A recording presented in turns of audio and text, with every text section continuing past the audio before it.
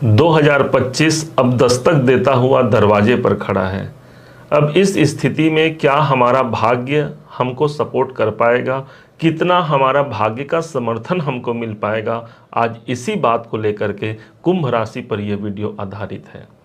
एक काम तो हमने कर लिया, एक काम हम करने वाले हैं, और जब इसी कार्य में हमको भाग्य का सपोर्ट मिल जाए, अर्थात ब्रह्मांड की एक ऐसी शक्ति का सपोर्ट मिल जाए जो मेरे भाग्य अर्थात मेरे नियति को जो नियंत्रित कर पाए, तो यकीन मानिए हमारा भाग्य एक बुलंदियों को प्राप्त करने के लिए एक सक्षम समय होगा।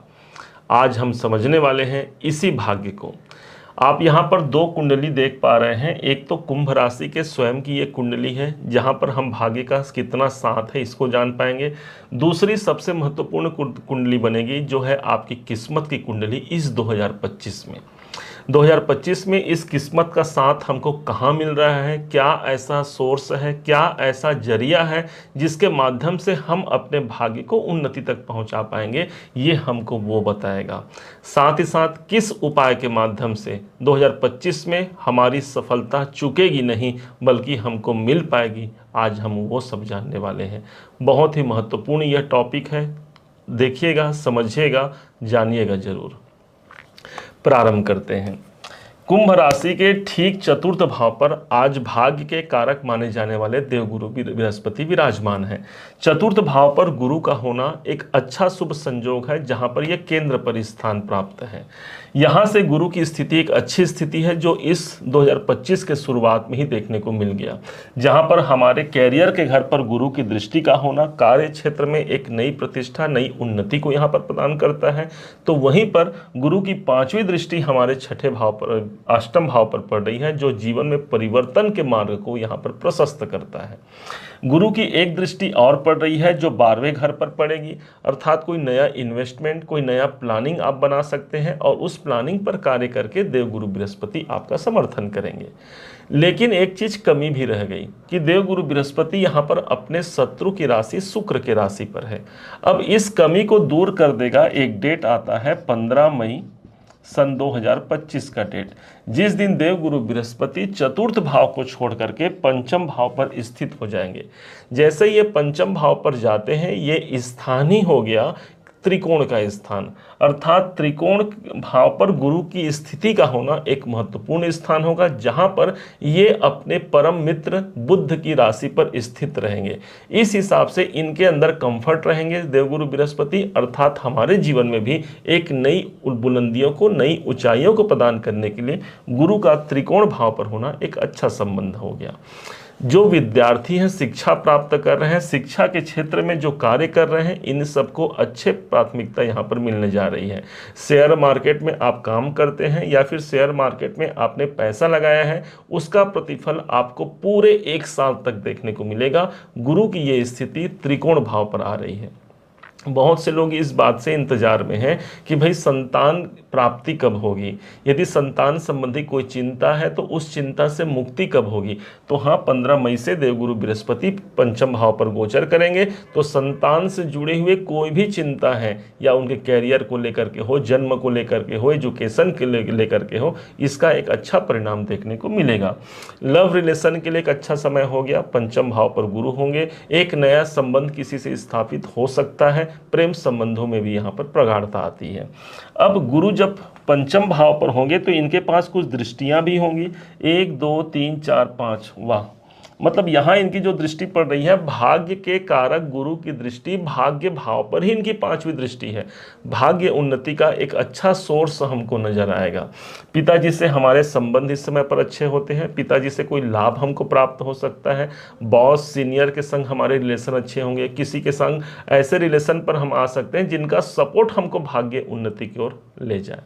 नवम भाव धार्मिक यात्राओं का होता है, तो इस साल आप धार्मिक यात्राएं भी करेंगे और जिसके माध्यम से आपकी भाग्य उन्नति भी यहाँ पर प्रखरता से आएगी, भाग्य का साथ भरपूर मिलेगा।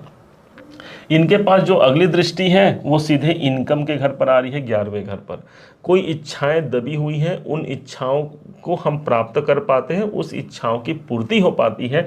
11वें घर पर गुरु की दृष्टि है, अर्थात गंगा जल की दृष्टि पड़ रही है।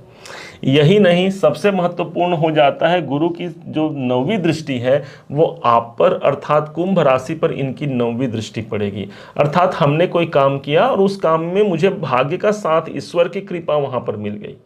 एक नया पोजीशन, एक नया सम्मानजनक स्थिति तक पहुंचा देने में गुरु का सर्वोपरि हाथ होता है। और यही गुरु हमारे अपने राशि पर इनका ध्यान जा रहा है। इस समय पर आप अपने आप को प्रूफ करा पाते हैं, जमाने को, संसार को दिखा पाते हैं कि हाँ मैं इस काबिल हूँ, और उस काबिलियत को आप दिखा करके समाज से प्रतिष्ठा, मान सम्मान और धन भी अर्जित कर पाते हैं। ये गुरु का एक शुभ प्रभाव है जो आपके अपने राशि पर ही आ रही है। गुरु के अंदर शुभता होता है, एक गुरु के अंदर गुरुता होता है, वजन होता है, अर्थात वो वजन कहाँ गई, आपके अंदर स्वयं आ जाएगी। अब यहीं से स्टार्ट करते हैं हमारे किस्मत कुंडली को। ध्यान दीजिएगा, यहाँ पर ये किस्मत का जो भाग्य का स्थान होता है, यहाँ पर 9वां भाव है जहाँ पर 7 नंबर की राशि है। अब इसी 7 नंबर को हम यहाँ पर लग्न बना लेंगे। 10, 11, 12, 1, 2, 3, 4, 5, 6। अब जहां पर गुरु बैठे हैं, भाग्य के कारक बैठे हैं, उस स्थान को ले लेते हैं। तो आज के डेट पर गुरु हमारे चल रहे हैं 15 मई तक ये रहेंगे हमारे अष्टम भाव पर। अब भाग्य कहाँ दिखा रहा है, भाग्य दिखा रहा है हमारे किस्मत कुंडली में अष्टम भाव पर। अष्टम भाव होता है जीवन में बड़े परिवर्तन का, अर्थात 2025 एक बड़े परिवर्तन को लेकर के हमारे समक्ष उपस्थित होगा। यही नहीं, अष्टम भाव हमें ऑकल्ट की ओर जोड़ता है, ज्योतिष की ओर जोड़ता है, उस तरफ आपकी रुचि बढ़ेगी। आप इस समय पर ईश्वर के प्रति ज़्यादा निष्ठावान होंगे। कोई गुप्त कार्य आप कर रहे हैं, उन गुप्त कार्यों से आपको लाभ यहाँ मिल सकता है। कोई अचानक से धन लाभ की प्राप्ति हो सकती है। आप रिसर्च फील्ड में हैं, रिसर्चर हैं आपको सफलता मिलती है, देवगुरु बृहस्पति विराजमान है। परंतु इससे भी ज़्यादा बेहतर समय 15 मई से हमने कहा, जब गुरु पहुँच जाएंगे 9वें भाव पर। एक तो स्वयं भाग्य के कारक हैं और ऊपर से भाग्य स्थान पर ही गुरु रहेंगे। ये एक सर्वाधिक ऐसा उपयुक्त समय रहेगा जहां पर मुझे फ्रीडम प्राप्त है। मैं एक कोई बंधन में मैं नहीं रहूंगा, और बल्कि मैं स्वतंत्रता पूर्वक अपने भाग्य की उन्नति करा पाऊंगा। मेरे ईश्वर का साथ है, मेरे भाग्य का साथ रहेगा। इनकी दृष्टि 1, 2, 3, 4, 5 आप पर स्वयं पड़ेगी। भाग्य भाव पर ही गुरु की दृष्टि पड़ रही है। एक अच्छा शुभ संकेत निकाल करके आपके जीवन में कौटुंबिक वातावरण को भी ये अनुकूल बना पाएगा। कोई स्वास्थ्य में परेशानी चल रही है तो भाग्य कुंडली में गुरु की दृष्टि आ रही है, अर्थात मेरे ईश्वर की कृपा से, मेरे भाग्य की कृपा से मेरे स्वास्थ्य संबंधित चिंताओं से मुझे मुक्ति प्राप्त होती है। अब कौन सा ऐसा एक डेट भी आपको बता देते हैं। 7 नंबर यहाँ लिखा है, मतलब शुक्र आपके भाग्य के नियंता हो गए, आपके भाग्य के स्वामी हो गए। शुक्र के पास जब ये पहुँचेंगे 3, 7, 11, अर्थात जो पहला डेट आपको निकल के आएगा जब तुला राशि में शुक्र रहेंगे, अब वो होगा 9 अक्टूबर से 2 नवंबर 2025 में। उस समय पर कोई बहुत बड़े महत्वपूर्ण कार्य हो सकते हैं, ध्यान दीजिएगा। एक डेट अभी फिर से निकलेगा मई के महीने में, और वो होगा 31 मई से 29 जून तक, जिस समय पर ये वृषभ राशि पर ही रहेंगे। अर्थात हमारे भाग्य के स्वामी अब जो शुक्र हैं, जो हमारे अपने भाग्य के स्वामी शुक्र हैं, वो अपने स्वयं के घर पर रहेंगे, वृषभ पर ही रहेंगे। एक अनुकूल समय रहेगा। इस समय पर भी कोई बहुत बड़े महत्वपूर्ण कार्य हमारे सिद्ध हो सकते हैं। उपाय पर आते हैं। भाई उपाय क्या करना चाहिए। 7 नंबर की राशि है, शुक्र का उपाय सर्वाधिक आपको उन्नति तक पहुंचा जाएगा। शुक्र के उपाय के रूप में हमारी जो जीवन संगिनी होती है, जो पत्नी है, वो साक्षात वीनस है, वो शुक्र है। उनके संग रिलेशन अच्छा रखना है। अपने दाम्पत्य जीवन में आप जितनी प्रगाढ़ता रखेंगे, आपका भाग्य उतना मजबूत रहेगा। दूसरा, शुक्र का संबंध होता है माता लक्ष्मी जी से। श्री लक्ष्मी सूक्त का पाठ करना, कनक धारा स्तोत्र का पाठ करना आपके शुक्र को मजबूत बना करके धन धान्य से आपको परिपूर्ण करता है। शुक्र का संबंध होता है सुगंध से।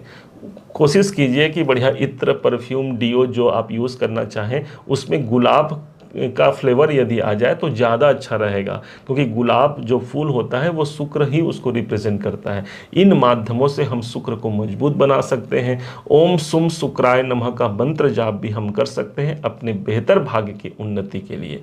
इस प्रकार से 2025 एक महत्वपूर्ण समय रहेगा। अब सोर्स क्या होगा, किस सोर्स के माध्यम से हमको भाग्य उन्नति होगा? गुरु को देखिए, गुरु नवम भाव पर रहेंगे, आपके पिताजी के आशीर्वाद से भाग्य की उन्नति होती है। कोई धार्मिक यात्रा यदि आप जाते हैं, करते हैं इस 2025 में, वहां से आपके भाग्य की उन्नति होगी, क्योंकि नवम भाव धर्म का है, जहां पर गुरु अर्थात हमारा भाग्य मौजूद रहेगा। उम्मीद है आप सबने इसे समझा है, आप सबने इसे जाना है।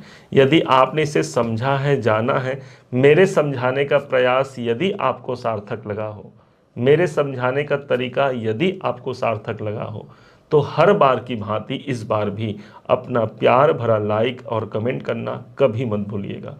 और हाँ, यदि अभी तक आपने चैनल को सब्सक्राइब नहीं किया है, सब्सक्राइब जरूर कीजिएगा।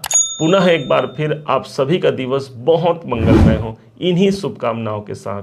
जय श्री राम।